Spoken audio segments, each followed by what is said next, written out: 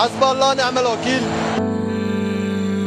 হাসবুনাল্লাহু ওয়া নি'মাল ওয়াকিল। আমাদের জন্য আল্লাহই যথেষ্ট, আর তিনি সর্বোত্তম কর্মবিধায়ক। কোরআনের এই আয়াত তিলাওয়াত করেই চোখের পানি ধরে রাখতে পারেননি মিশরের স্ট্রাইকার মুস্তাফা জিকো। চোখের পানি ঝরিয়ে এভাবেই নিজের ক্ষোভ প্রকাশ করলেন মিশরীয় ওই খেলোয়াড়। বিশ্বকাপের শেষ ১৬য় আর্জেন্টিনার বিপক্ষে জয় প্রায় হাতের মুঠোয় রেখেও শেষ পর্যন্ত ৩-২ গোলে হেরে বিদায় নিতে হয়েছে মিশরকে। ৭৯ মিনিট পর্যন্ত ২-০ ব্যবধানে এগিয়ে থাকা দলটির হতাশা আরও বাড়িয়েছে রেফারির একাধিক বিতর্কিত সিদ্ধান্ত। ম্যাচের ৫৮ মিনিটে জিকোর করা একটি গোল বাতিল করেন ফরাসি রেফারি ফ্রাসোয়া লেতেস্কিয়ে। শেষ বাঁশি বাজার পর সাংবাদিকদের সামনে আবেগ আপ্লুত জিকো প্রথমেই পবিত্র কোরআনের ওই আয়াত তিলাওয়াত করেন। এরপর রেফারিকে জালিম বলে আখ্যা দেন, যার অর্থ অত্যাচারী বা অবিচারকারী।